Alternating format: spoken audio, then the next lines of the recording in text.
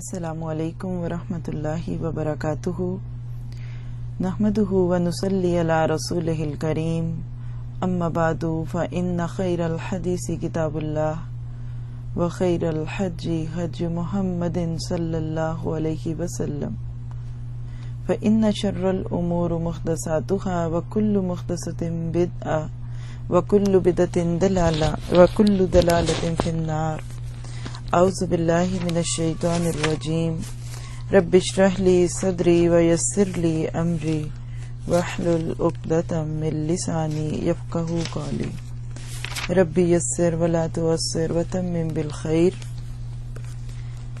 قال اللہ تبارک تعالی فی القرآن المجید والفرقان الحمید بعد اعوذ باللہ من الشیطان الرجیم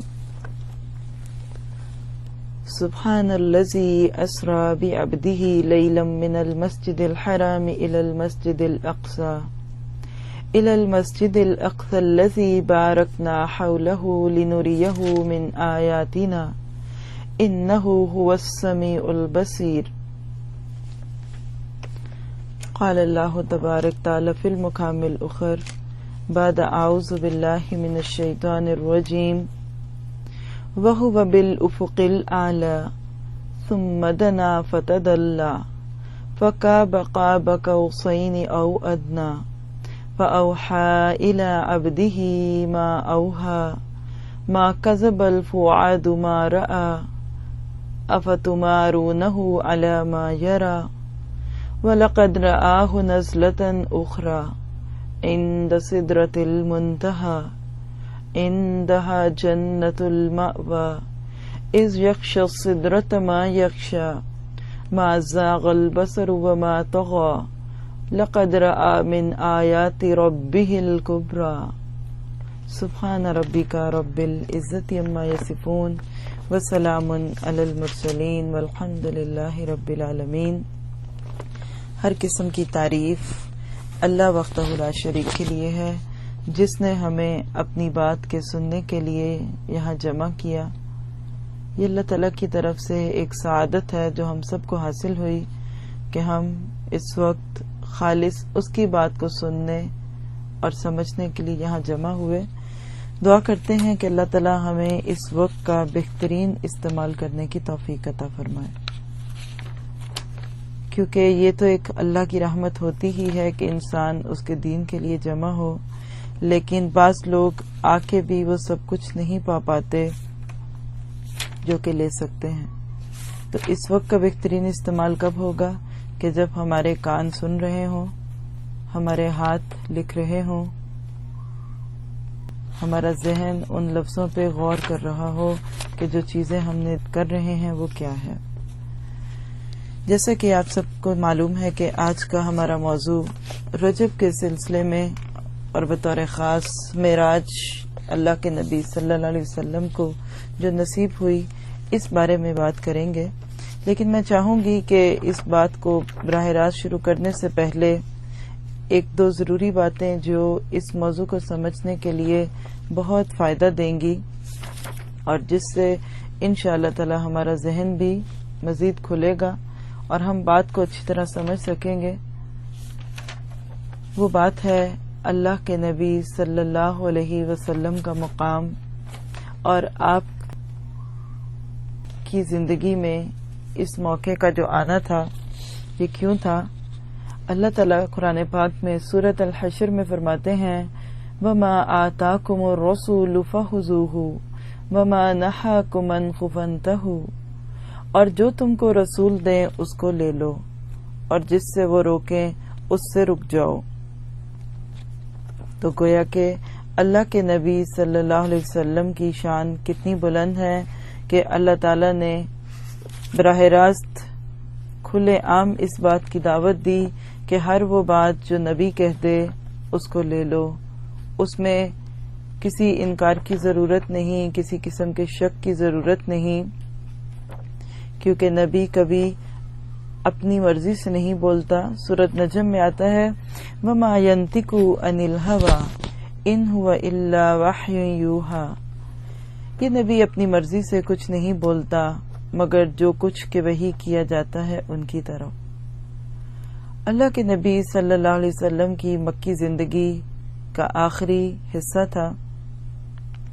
آپ کے ساتھ کچھ ایسے واقعات ہوئے کہ جس نے آپ جیسے باعزم اور با حوصلہ شخص کو بھی ہلا کے رکھ دیا، اور ایک ہی سال میں آپ کو اتنے بڑے بڑے صدمات سہنے پڑے کہ جو واقعی کسی بھی انسان کے لیے اس کے مشن کے راستے میں بعض دفعہ تھوڑی سی کمی کرنے کی وجہ بن سکتے ہیں.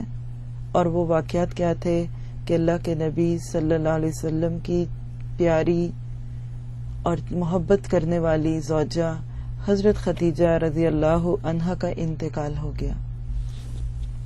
انا للہ و انا الیہ راجعون. اور حضرت خدیجہ رضی اللہ تعالیٰ عنہ کی شخصیت اور ان کا آپ کی زندگی کے اندر جو مقام تھا، کسی کو اس کے بارے میں کچھ کہنے یا سننے کی ضرورت نہیں، کیونکہ وہ بات اپنی بات میں بے مثال تھی. مختصراً اگر یہ کہہ دیں کہ حضرت خدیجہ رضی اللہ تعالیٰ عنہ وہ خاتون تھی کہ جنہوں نے پہلی وحی کا بوجھ آپ کے کندھوں پہ محسوس کیا اور آپ کی دلداری کی. اور جب آپ غار حرا سے زملونی زملونی کہتے ہوئے نکلے تو اس وقت حضرت خدیجہ رضی اللہ تعالیٰ عنہ ہی تھی جنہوں نے اپنی شفقت کے ساتھ آپ کو ڈھارس دی اور اپنے چچا زد بھائی ورقہ بن نوفل جو عیسائی تھے اپنے دور کے، یعنی صحیح دین پہ تھے، ان کے پاس لے گئیں. اور انہوں نے نبی صلی اللہ علیہ وسلم کی یہ حالت دیکھ کے فرمایا کہ یہ شخص، اس کو اللہ تعالیٰ نے نبوت کے لیے چنا، اور ایک وہ وقت آئے گا کہ جب اس کی قوم اس کو جھٹلا دے گی اور اس شہر سے نکال دے گی. حضرت خدیجہ رضی اللہ تعالیٰ عنہ اور اللہ کے نبی صلی اللہ علیہ وسلم کے لیے یہ بات بڑی عجیب تھی کہ کیسے ہو سکتا ہے، یہ قوم تو ان کو صادق اور امین کہتی ہے، یہ کیسے ممکن ہے کہ یہ خود ان کو اپنے گھر سے نکال دے. اور اس وقت اس نے یہ بھی کہا کہ کاش میں اس وقت زندہ ہوتا اور آپ کی حمایت کرتا. یہ تمام پیشن گوئیاں سننے کے بعد اللہ کے نبی صلی اللہ علیہ وسلم اور حضرت خدیجہ رضی اللہ تعالی عنہا اب ذہنی طور پہ ان تمام سختیوں اور اس ریئیکشن کے لیے تیار ہو چکے تھے جو کہ اس راستے میں ہمیشہ ہی ہوتا ہے. پھر کوئی دن ایک سوچ لیجئے جس میں اللہ کے نبی صلی اللہ علیہ وسلم پہ کوئی آزمائش آئی ہو اور حضرت خدیجہ رضی اللہ تعالیٰ عنہ آپ کے پاس نہ ہو. ایک بتایا کہ جب دشمنوں نے آپ کو زخمی کیا تو وہ حضرت خدیجہ رضی اللہ تعالیٰ عنہ کے دوپٹے کی دھجیاں تھیں جو آپ کے زخموں کو چھپانے کا سبب بنی. اور وہ خدیجہ رضی اللہ تعالیٰ عنہ ہی تھیں کہ جب اللہ کے نبی صلی اللہ علیہ وسلم جبرائیل علیہ السلام کو ان کی اصلی شکل میں دیکھنے کے بعد گھبرائے ہوئے گھر میں واپس آئے اور ان کی کیفیت ایک بخار کی تھی اور خوف اور لرزہ طاری تھا. اور اس وقت بھی وہ خدیجہ رضی اللہ تعالیٰ عنہ ہی تھیں کہ جنہوں نے آپ کو تسلی دی کہ غم نہ کیجیے، اللہ آپ کو ضائع نہیں کرے گا، آپ غریبوں کا خیال رکھتے ہیں، آپ اپنے حقوق کو پورا کرتے ہیں، یہ ہو نہیں سکتا کہ اللہ تعالیٰ آپ کی ان نیکیوں کو ضائع کر دے. اور وہ خدیجہ رضی اللہ تعالیٰ عنہ تھیں کہ جب 3 سال تک شعب ابی طالب کے اندر محاصرہ کیا گیا، مسلمانوں کو اس میں قید کیا گیا، سوشل بائیکاٹ کیا گیا، کسی قسم کا کھانا اندر نہیں جا رہا، سب سے کٹ کے اس ایک گھاٹی کے اندر مسلمان بند ہو گئے. 3 سال تک کا عرصہ کہنے کی بات ہے، کہنا آسان لیکن عمل میں مشکل ہے. حضرت خدیجہ رضی اللہ تعالیٰ عنہا نے اس موقع پہ بھی آپ کا ساتھ دیا. درختوں کے پتے تک کھانے پڑے لیکن اس بیوی کی وفاداری میں کچھ کمی نہ آئی، ورنہ اگر کوئی اور ہوتی، اور خاص طور پہ وہ جو دولت مند تھی کہ مکہ کی امیر ترین شخص قرار پاتی تھی، تجارت کرتی تھی، ایک نام تھا، اعلی خاندان سے تھی، لیکن اس کے باوجود شوہر کے گھر میں آ کے ان کے رنگ میں رنگ گئی. کبھی یہ نہیں کہا کہ وہاں تو میں بڑے اچھے دنوں میں تھی، وہاں تو میں خوب اچھا کھاتی اور پیتی تھی، آپ کے پاس آ کے تو مجھے بھوک ستانے لگی. نہیں، بلکہ اپنی ساری دولت اسلام کے راستے میں خرچ کرتی. اپنا غلام زید بن حارثہ رضی اللہ عنہ نبی صلی اللہ علیہ وسلم کو ہبہ کر دیا، جن کو آپ نے آزاد کر کے پھر اپنا منہ بولا بیٹا بنایا. حضرت خدیجہ رضی اللہ تعالیٰ عنہ کی قربانیاں بے مثل ہیں. لیکن مکہ والوں کے ظلم و ستم کے دوران ہر موقع پہ ایک دیوار بن کے کھڑی ہونے والی خدیجہ رضی اللہ تعالی عنہا، وہ بھی آپ سے جدائی کا وقت آ گیا. عموماً اسراء اور معراج کے واقعے کے ساتھ ایک تاریخ جو ہم سب کے ذہنوں میں آتی ہے، اور وہ کیا ہے؟ 27 رجب کو. لیکن یاد رکھیے کہ اس کے بارے میں کوئی یقینی بات نہیں، کوئی حتمی بات نہیں. 6 مختلف رائے ملتی ہیں اس کے بارے میں، مختلف سالوں اور مختلف دنوں کے بارے میں، کہ یہ اس دن ہوا ہوگا، یہ اس دن ہوا ہوگا. اور انہی میں سے ایک رائے ہے یہ کہ یہ نبوت کے 10ویں سال 27 رجب کو ہوئی ہوگی. اور کچھ کہتے ہیں کہ یہ نبوت کے بالکل شروع میں ہوئی، جس سال آپ کو نبوت دی گئی. ایک قول کیا ہے کہ نبوت کے 5 سال بعد ہوئی، اور تیسرا تو میں نے آپ کو بتا دیا کہ نبوت کے 10ویں سال 27 رجب کو ہوئی. چوتھا قول ہے کہ ہجرت سے 16 مہینے پہلے، یعنی نبوت کے 12ویں سال رمضان میں ہوئی. اسی طرح ایک اور رائے کیا ہے کہ ہجرت سے 1 سال 2 ماہ پہلے، یعنی نبوت کے 13ویں سال محرم میں ہوئی. اور ایک آخری قول کیا ملتا ہے کہ ہجرت سے 1 سال پہلے، یعنی نبوت کے 13ویں سال ربیع الاول میں سے ہوئی. اگر آپ ان سارے اقوال پہ غور کرنے سے پہلے اس حقیقت پہ غور کیجئے کہ ہماری نظر میں واقعہ معراج کتنا اہم واقعہ ہے. لیکن یہ کیسے ممکن ہے کہ نبی صلی اللہ علیہ وسلم کی زبان مبارک کا ایک ایک لفظ لکھنے والے اتنا بڑا واقعہ نہ لکھ سکے؟ اتنی بڑی بات انہوں نے ان کے شمار میں آنے سے رہ گئی. کس سوچ کو یہ بات بتاتی ہے؟ کیا بات اس سے واضح ہوتی ہے؟ اور وہ بات وہی ہے جس کو آج کا مسلمان جھٹلائے ہوئے ہے، بھولے ہوئے ہے. اور وہ یہ ہے کہ اسلام کے اندر مختلف دنوں کو منانے کا رواج نہیں. یہ اسلامک کلچر نہیں کہ آپ ہر دن کو فلاں ڈے کہہ کے منا لیں اور پھر پورا سال اس بات سے غافل ہو جائیں. اسلام ہر روز کا دن ہے، ہر شام کا دن ہے، ہر صبح کا دن ہے، ہر خوشی اور ہر غم کا دن ہے. اللہ تعالیٰ نے معراج کیوں کرائی؟ اس کا مقصد کیا تھا؟ اس میں تحفے کیا ملے؟ اس کا نبی صلی اللہ علیہ وسلم میں مقام کیا تھا؟ اس کو سمجھنے کی بجائے آج کے مسلمانوں نے بھی ایک خاص دن کو مخصوص کر کے اس دن جمع ہونا اور واقعہ معراج کی تفصیلات کو خوبصورت لفظوں میں پیش کرنا، اور پھر اس کے ساتھ ساتھ کچھ ضعیف اور کچھ صحیح روایات کو جمع کر کے واقعات پیش کرنا، یہ بنا لیا. تو یاد رکھیے کہ یہ بات درست نہیں. اسلام ایک مکمل دین ہے. الیوم اکملت لکم دینکم واتممت علیکم نعمتی ورضیت لکم الاسلام دینا. آج کے دن میں نے تم پر اپنی نعمت پوری کر دی اور تمہارے لیے اسلام کو دین پسند کیا. تو اسلام ایک مکمل شکل میں ہمارے سامنے آیا، اور اس کے مکمل ہونے کی دلیل ہی کیا ہے کہ یہ زندگی کے ہر موضوع کو اپنے سامنے رکھتا ہے.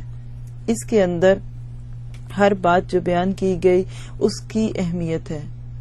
وہ واقعات اور وہ دن نہیں یاد رکھے گئے، یادگاریں منائی نہیں گئیں. کیوں؟ کہ اسلام ایک زندہ حقیقت ہے، اور زندہ حقیقتوں کی یادگاروں کی ضرورت نہیں ہوتی. ہاں، یادگاریں تو ان چیزوں کی ہوتی ہیں جو دنیا سے چلی جائیں. جو انسان کا ساتھ چھوڑ دیں پھر اس کو تو منایا جاتا ہوگا، لیکن ایسا نہیں کہ اسلام اس کے ساتھ دیکھے۔ تو اس سے یہ بات واضح ہو گئی کہ ان سب میں سے یعنی کوئی ایک قول درست ہو سکتا ہے، لیکن یہ اتنا اہم واقعہ ہونے کے باوجود مفسرین اور مورخین یعنی جو تاریخ رقم کرتے ہیں انہوں نے اس واقعے کو نہیں لکھا، یاد نہیں۔ اور اس میں ایک اور بھی خوبصورت دلیل ملتی ہے، اور وہ کیا کہ اگر ایک سال نبی صلی اللہ علیہ وسلم کی زندگی میں یہ واقعہ ہوا، اگلے سال ٹھیک اسی دن آپ سب کو جمع کرتے، محفل منعقد کرتے اور خوب لچھے دار واز فرماتے اور اپنے واقعات بتاتے کہ آؤ لوگو آج اس معراج کی یاد مناتے ہیں، تو ممکن تھا کہ اگلے سال بھی لوگوں کو یاد ہوتا، پھر اس سے اگلے سال بھی، اور اسی طرح پھر 10 سال آپ کے گزرتے تو 2 سال میں ابو بکر صدیق رضی اللہ تعالیٰ عنہ لوگوں کو جمع فرماتے اور کہتے آؤ اللہ کے نبی صلی اللہ علیہ وسلم کے واقعہ معراج کی یادگار قائم کریں، پھر وہ لوگوں کو جمع کرتے، محفلیں سجتی، چراغاں ہوتا مسجدوں کے اندر۔ آج افسوس کی بات کیا ہے کہ ہم نے اس موقع پہ بہت کچھ کرنا شروع کر دیا، قصے اور واقعے کی گہرائی میں جانے کی بجائے اگر آج ہم اس موضوع پہ بات کریں کہ معراج ہوئی کیوں، ٹھیک ہے ذکر کریں گے کہ تھوڑا سا کہ اس کا ایک اصل کانسیپٹ کیا ہے، لیکن ہمیں یہ بھی دیکھنے کی ضرورت ہے کہ صحابہ کرام کا پھر عمل کیا تھا، کیا انہوں نے اس کے بعد پھر محفلیں منعقد کی اور انہوں نے مسجدوں کو اندر روشنی کی، آتش بازی کی، خوبصورت رنگوں سے سڑکوں پہ تصویریں بنائیں، شبیہیں بنا کے سڑکوں پہ کچھ جلوس نکالے کہ یہ آپ کے معراج کے واقعے کا ایک نقشہ ہمارے سامنے ہے؟ ایسا کچھ بھی نہیں نظر آتا۔ ہمارا دین دین فطرت ہے، اسلام ہمارا دین ہے، یاد رکھیے اس دین کو جتنا فطرت کے اندر رکھ کے مانیں گے اتنی ہی خیر پھوٹے گی۔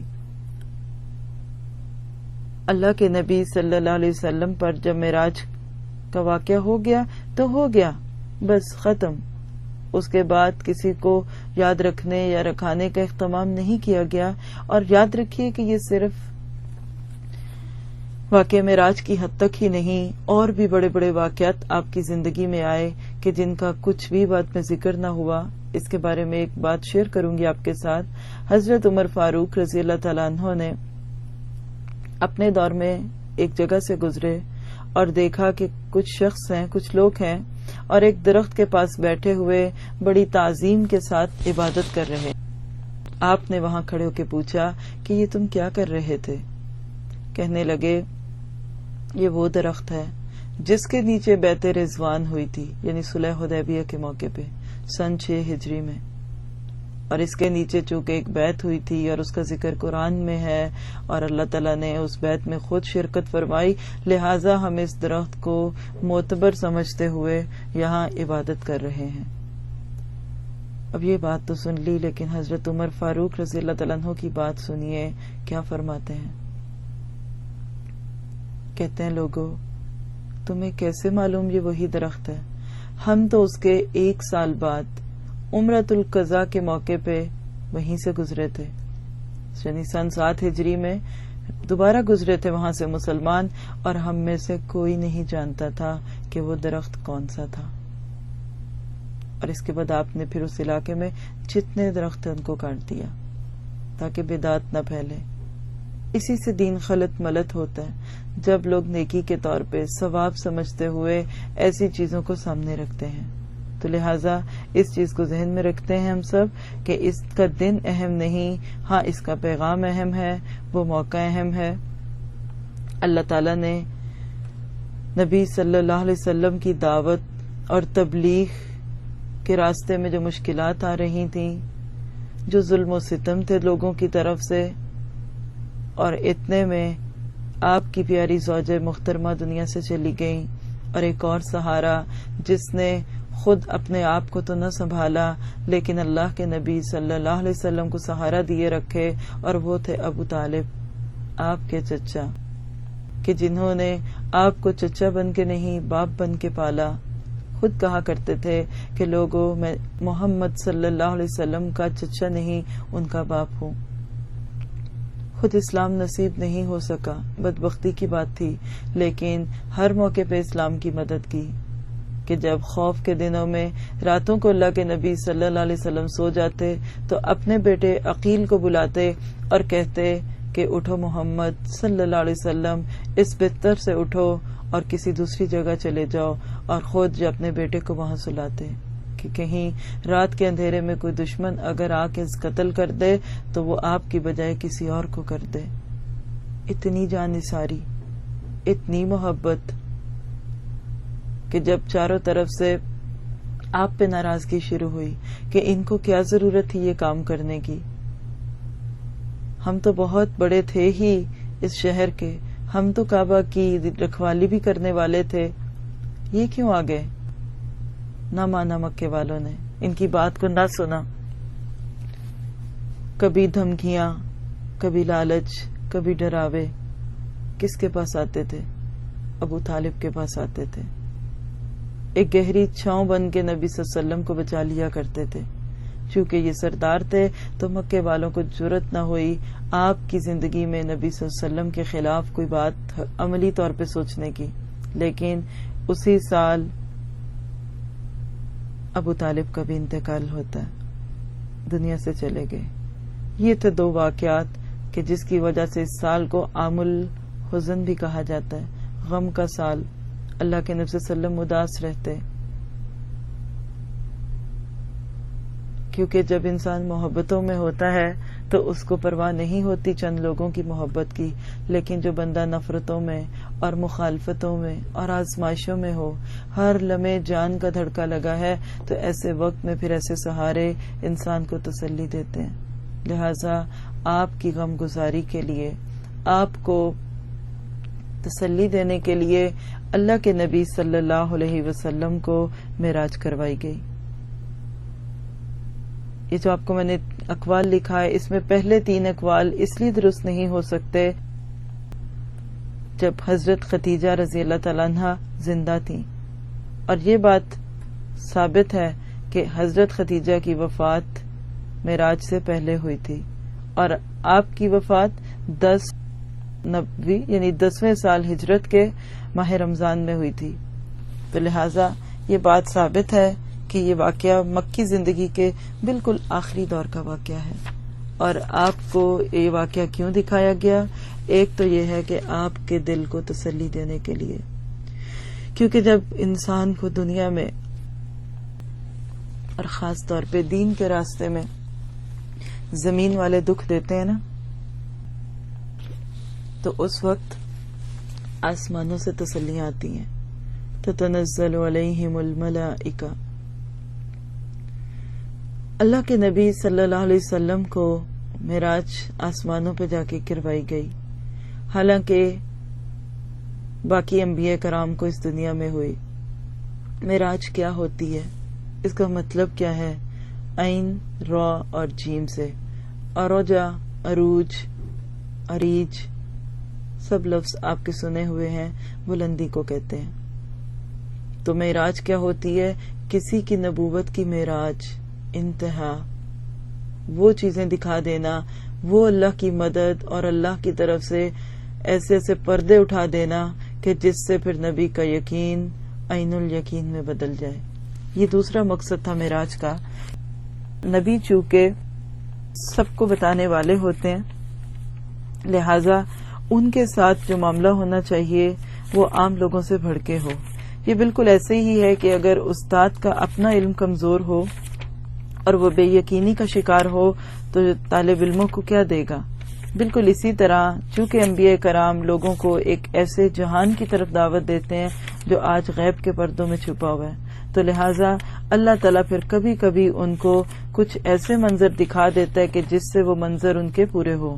مثلا اس کی دلیل آپ نے تیسرے بارے میں حضرت ابراہیم علیہ السلام کے اس واقعے سے پڑھی اور سنی کہ جس میں انہوں نے اللہ تعالیٰ سے کہا تھا کہ اللہ کیف تحیی الموتى، اے اللہ تو کیسے مردوں کو زندہ کرے گا؟ کیا ان کو نہیں پتا تھا؟ کیا یقین نہیں تھا؟ یقین تھا، لیکن کیوں کرنا چاہتے تھے یہ بات؟ اس بات کے کرنے کا مقصد کیا تھا؟ اللہ تعالیٰ سے اتنا بڑا سوال کرنا کیوں تھا؟ اللہ تعالیٰ نے پوچھا قال اولم تؤمن، کیا ابراہیم آپ کو یقین نہیں؟ قال بلا ولکن لیطمئن قلبی، ہاں ہے لیکن یہ میرے اطمینان قلب کے لیے ہے، میرے دل کے اطمینان کے لیے ہے یہ چیز کہ میرے ساتھ میں اس منظر کو دیکھوں۔ تو اللہ تعالیٰ نے اپنے سامنے پرندوں کو کٹوا کے اور دوبارہ ان کو زندہ کر کے دکھا دیا کہ اللہ تعالیٰ اسی طرح مردوں کو زندہ کرے گا۔ پھر اسی طرح حضرت عزیر علیہ السلام کا واقعہ سورۃ بقرہ میں آیت نمبر 259 میں پڑھ چکے کہ او کالذی مر علی قریۃ وہی خاویۃ علی عروشہا قال انا یحیی ہذہ اللہ بعد موتہا۔ ایک بستی کو دیکھ کے خیال آ گیا دل میں کہ کبھی یہ آباد بھی ہوگی۔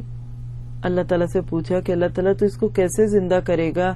فاماتہ اللہ 100 عام ثم بعثہ، پھر اللہ نے ان کو 100 سال تک مارے رکھا اور پھر زندہ کر دیا۔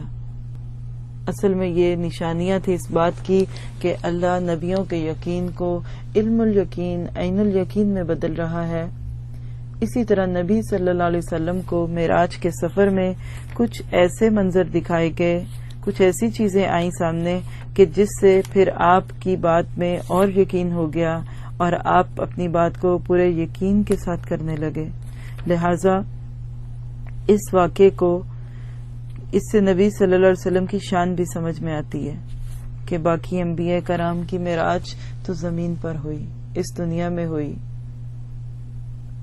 یوسف علیہ السلام کو اللہ تعالیٰ نے اپنی مدد اور اپنے وہ رنگ جو کنویں میں جا کے دکھائے، موسیٰ علیہ السلام کو سمندر کے پانیوں سے بچا کے اپنی سچائی کا یقین دلایا، لیکن نبی صلی اللہ علیہ وسلم کو جب معراج کروائی تو آسمانوں پہ کروائی۔ کیوں؟ کیونکہ نبی بلند ہے، اس کا مقام بلند ہے اور اس کے ماننے والوں کی شان بلند ہے۔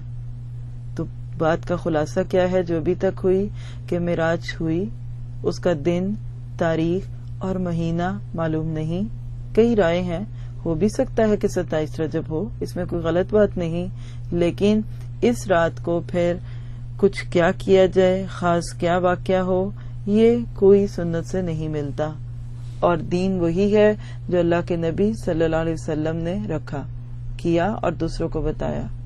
آپ سوچئے کہ جس دن کی تاریخ میں اختلاف ہو پھر اس دن عبادت کیسے ہو سکتی ہے؟ پھر اس کے بعد دیکھتے ہیں کہ اللہ کے نبی صلی اللہ علیہ وسلم نے نہ خود کبھی آ کے روزہ رکھا اور نہ دوسروں کو رکھوایا۔ اگلے سال کہ چلو بھی اٹھو روزہ رکھ لو، میں بھی رکھتا ہوں تم بھی رکھو، ایسی کوئی اہتمام نہیں۔ پھر نہ آپ اس رات جاگے کہ اٹھو آؤ جاگتے ہیں اور صحابہ کرام تم بھی اٹھو، نہیں، اللہ تعالیٰ نے دین کو آسان رکھا ہے۔ ہر روز روزہ رکھ سکتے ہو، جب دل چاہے رکھو، جب چھوڑ دو، کوئی دن منع نہیں، کوئی خاص نہیں۔ تم ایک رات عبادت کے لیے کیوں اٹھتے ہو؟ ہر رات کیوں نہیں اٹھتے؟ اور ایسی باتوں میں وقت ضائع کرنے کی بجائے اگر یہ دیکھو کہ تم اس میں سے اپنے لیے عمل کی بات کیا لیتے ہو۔ اللہ تعالیٰ نے اپنے نبی صلی اللہ علیہ وسلم کو جو معراج کا سفر کروایا تو اس کا ذکر قرآن پاک میں 2 جگہ ہے، اور میں نے ابتدا میں دونوں ہی آیتوں کی تلاوت کی۔ آئیے اب ایک ایک آیت دیکھتے ہیں، اور اصل جو معراج تھی وہ تھی کیا، اس بارے میں بھی ایک مغالطہ ہے بہت بڑا، انشاءاللہ تعالیٰ وہ دور ہوگا۔ پہلے سورۃ بنی اسرائیل کی آیت ہے اس کو دیکھ لیتے ہیں، اور پھر انشاءاللہ تعالیٰ سورۃ نجم کو دیکھیں گے۔ سبحان الذی، پاک ہے وہ ذات، الذی اسری بعبدہ لیلا من المسجد الحرام الی المسجد الاقصی، جو اپنے بندے کو رات ہی رات میں مسجد حرام سے مسجد اقصی تک لے گیا۔ الذی بارکنا حولہ، جس کے آس پاس ہم نے برکت دے رکھی ہے۔ کیوں لے گیا؟ لنریہ من آیاتنا، اس لیے کہ ہم اسے اپنی قدرت کی بعض نشانیاں دکھائیں۔ انہ هو السمیع البصیر، بے شک اللہ تعالیٰ خوب سننے دیکھنے والا ہے۔ یہ ہے ایک موقع جہاں معراج کا ذکر ہے، لیکن یاد رکھیے کہ یہ معراج نہیں ہے، یہ اسرا ہے۔ یہاں آپ ایک چیز ہم کہتے ہیں کہ یہ نبی صلی اللہ علیہ وسلم کی زندگی کا ایک معجزہ تھا۔ لفظ معجزے کو سمجھ جائیں گے تو بہت ساری باتیں آپ کے لیے سمجھنا واضح ہو جائے گا۔ معجزے کا روٹ ہے عین، جیم اور زا، عجزہ۔ اردو میں دیکھیے اس سے ملتے ہوئے لفظ ہیں، میں تو عاجز آ گئی، یہ تو اعجاز ہے۔ اعجاز القرآن کی اصطلاح آپ نے سنی ہوگی، تو معجزہ کہتے ہیں ایسی چیز جس کے سمجھنے سے عقل عاجز آ جائے۔ اس کا تعلق اللہ تعالیٰ کی قدرت سے ہوتا ہے۔ یاد رکھیے کہ کسی بھی چیز کی فطرت اور چیز ہے اور قدرت اور چیز ہے۔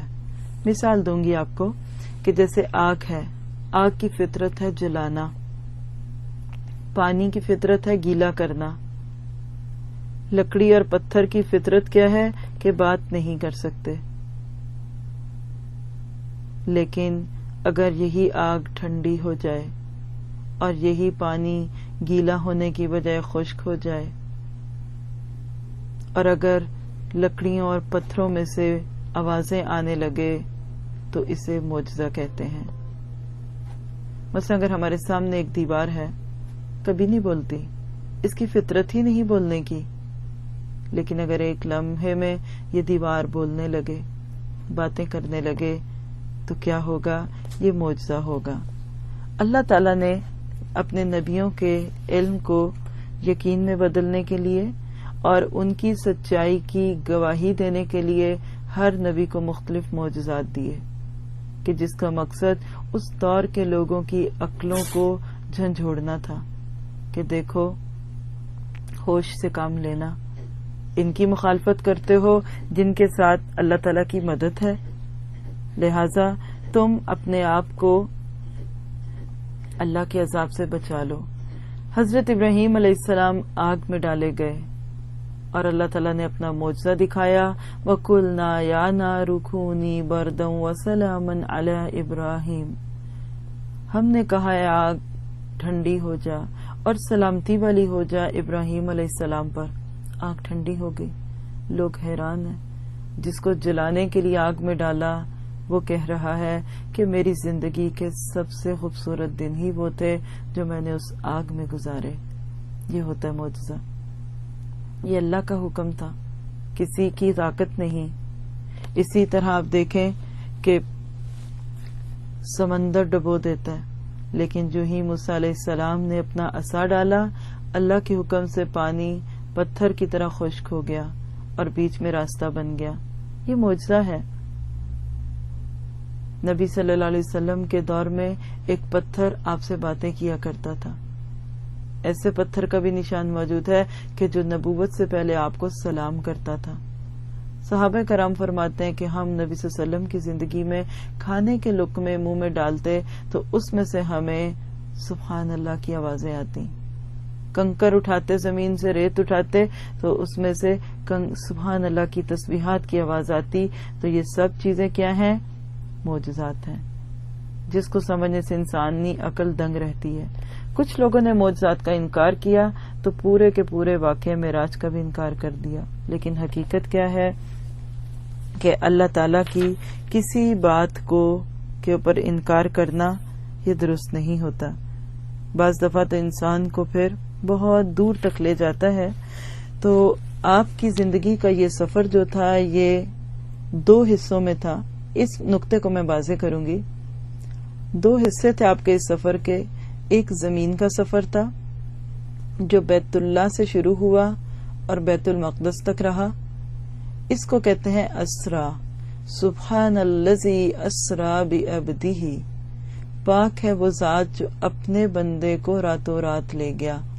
ٹھیک ہے، اس سفر میں زمین کا سفر تھا، آپ کو مکہ سے لے کے بیت المقدس تک سفر کرایا گیا اور کچھ واقعات دکھائے گئے جس کا ذکر ابھی انشاءاللہ تعالی ہم کریں گے۔ اس کے بعد بیت المقدس میں آپ کی مختلف انبیاء کرام سے ملاقات ہوئی، آپ نے وہاں امامت کروائی، سب نے آپ کے پیچھے نماز پڑھی، آپ کو دودھ اور پانی اور شراب پیش کیا گیا، اس میں سے آپ نے دودھ کا انتخاب کیا، کچھ واقعات وہاں ہوئے، اس کے بعد پھر جبرائیل علیہ السلام آپ کو براق پہ بٹھایا اور پھر وہاں سے آسمان پہ لے گئے۔ تو وہ سفر جو بیت المقدس سے آسمانوں تک کا ہے اس کو کہتے ہیں معراج۔ بات واضح ہے، دو سفر تھے، ایک زمین کا سفر تھا بیت اللہ سے لے کے بیت المقدس تک، اس کو اسراء کہتے ہیں۔ اس دوران بھی آپ کو جنت اور جہنم دکھائی گئیں، کچھ سفر میں راستے میں کچھ نشانیاں دکھائی گئیں، جیسے آپ گاڑی میں بیٹھتے ہیں تو آپ کو راستے میں منظر بدلتے رہتے ہیں، تو کچھ یہ معجزے سے تھے۔ اب یہ نہیں کہ وہ چیزیں یہاں آج موجود ہیں، وہ اس وقت وہاں موجود تھیں کہ نہیں، لیکن اللہ تعالیٰ نے اپنے نبی کو دکھائیں، اور آپ جتنی بھی باتیں سنیں گے اس کو اس نظر سے سنیے گا کہ کس طریقے سے یہ سب کچھ آپ کے سامنے کیا گیا، اور پھر آپ وہاں سے آگے گئے۔ پھر معراج کا سفر جو ہے وہ دوسرا سفر ہے، بیت المقدس سے لے کے آسمانوں تک کا سفر، ٹھیک ہے؟ تو ہم ان کو دونوں کو الگ الگ دیکھتے ہیں۔ سورت بنی اسرائیل میں اسراء کا ذکر ہے، اور سورت نجم اس کی آیتیں ہیں، میں اس کی بھی ترجمہ آپ کے سامنے رکھ دیتی ہوں تاکہ پھر آپ بات کو زیادہ اچھا سمجھیں۔ اللہ تعالیٰ فرماتے ہیں اعوذ باللہ من الشیطان الرجیم وَهُوَ بِالْأُفُقِ الْأَعْلَى، اور وہ بلند آسمان کے کناروں پر تھا، ثُمَّ دَنَا فَتَدَلَّى، پھر نزدیک ہوا اور اتر آیا، فَكَانَ قَابَ قَوْسَيْنِ أَوْ أَدْنَىٰ، پس وہ دو کمانوں کے بقدر فاصلہ رہ گیا، بلکہ اس سے بھی کم، یعنی جبرائیل علیہ السلام کی طرف اشارہ ہے ان سب آیتوں میں۔ فَأَوْحَىٰ إِلَىٰ عَبْدِهِ مَا أَوْحَىٰ، پھر اس نے اللہ کے بندے کو وحی پہنچائی جو بھی پہنچائی۔ مَا كَذَبَ الْفُؤَادُ مَا رَأَىٰ، دل نے جھوٹ نہیں کہا جسے پیغمبر نے دیکھا۔ أَفَتُمَارُونَهُ عَلَىٰ مَا يَرَىٰ، کیا تم جھگڑا کرتے ہو اس پر جو پیغمبر دیکھتے ہیں۔ وَلَقَدْ رَآهُ نَزْلَةً أُخْرَىٰ، اسے تو ایک مرتبہ اور بھی دیکھا تھا، کس کو؟ یعنی نبی صلی اللہ علیہ وسلم نے جبرائیل علیہ السلام کو ایک بار اور بھی دیکھا تھا۔ کہاں دیکھا تھا؟ عند سدرۃ المنتہا، سدرۃ المنتہا کے پاس، عندہا جنت المأوا، اسی کے پاس جنت المأوا ہے۔ اذ یغشی السدرۃ ما یغشی، جبکہ سدرہ کو چھپائے لیتی تھی وہ چیز جو اس پر چھا رہی تھی۔ ما زاغ البصر وما طغی، نہ تو نگاہ بہکی نہ حد سے بڑھی۔ لقد رأى من آیات ربہ الکبریٰ، یقیناً اس نے اپنے رب کی بڑی بڑی نشانیوں میں سے بعض نشانیاں دیکھ لیں۔ تو یہ تھا معراج کا سفر۔ چند صحیح احادیث کو سامنے رکھتے ہوئے ہم تھوڑا سا اس سفر کے دوران جو باتیں ہوئیں اس کو دیکھیں گے کہ آپ کو کس طرح سے کیا گیا۔ صحیح بخاری کی روایت ہے انس بن مالک رضی اللہ تعالی عنہ سے کہ معراج کے سفر سے پہلے ایک رات آپ کے پاس 3 فرشتے آئے، لیکن اس رات نبی صلی اللہ علیہ وسلم نے ان کو دیکھا نہیں، فرشتے چلے گئے۔ پھر اگلی رات وہ فرشتے دوبارہ آئے اور انہوں نے نبی صلی اللہ علیہ وسلم کے بارے میں ایک جملہ بولا، اور کیا کہ آپ کی آنکھیں سوتی ہیں، آپ کا دل نہیں سوتا۔ آپ کو معلوم ہوگا کہ نبیوں کی جو نیند ہوتی ہے وہ اسی طرح کی ہوتی ہے کہ ان کا دل نیند میں بھی غافل نہیں ہوتا۔ آپ نے اس دن ان کے پاس کچھ بھی بات نہ کی، ان فرشتوں نے آپ کو وہاں سے لیا اور زمزم کے کنویں کے پاس لے گئے۔ جبرائیل علیہ السلام نے آپ کا سینہ مبارک چاک کیا، اور اس کے لیے کہتے ہیں کہ جو سامان تھا وہ بھی جنت سے لایا گیا۔ ایک بڑی خوبصورت تشتری تھی، اس میں سب چیزوں کو رکھا، زمزم کے پانی سے دھویا، پیٹ کی تمام چیزیں آب زمزم سے دھوئیں، سونے کے طرز میں حکمت اور ایمان ڈالا، یعنی آپ کو اس طرح سے پورے کا پورا صاف کر دیا۔ اور اس کے بعد براق ایک جانور تھا کہ جو اتنی دور قدم رکھتا تھا جہاں پہ نظر جا سکتی ہے، اس پہ آپ کو سوار کیا اور پھر آپ معراج کے لیے چل پڑے۔ یہ صحیح مسلم کے لفظ ہیں۔ ترمذی کی ایک روایت میں آتا ہے کہ جب نبی صلی اللہ علیہ وسلم براق پر تشریف پر بیٹھے تو اس وقت براق نے تھوڑی شوخی کی، یعنی جیسے جانور ہوتے ہیں کبھی کبھی اچھلنے لگتے ہیں، تو جبرائیل علیہ السلام نے اس جانور کے کان میں کچھ کہا تو وہ پسینہ پسینہ ہو گیا، یعنی انہوں نے ان کو بتایا کہ تم پر آج اللہ کا نبی سوار ہے۔ پھر یہ چیز بھی معلوم ہوتی ہے کہ جبرائیل علیہ السلام نے آپ کی جانور کی رکاب تھام لی اور آپ چلے، مکہ سے نکلے ہیں، سب سے پہلے مدینہ میں گئے۔ مدینہ کے پاس سے جب آپ گزرے، کھجوروں کے درخت تھے، اور آپ یاد رکھیے کہ ابھی تک نبی صلی اللہ علیہ وسلم نے حقیقی زندگی میں مدینہ نہیں دیکھا، کیونکہ مکہ کا سفر مکہ میں ہی تھے، ابھی مدینہ میں نہیں تھے۔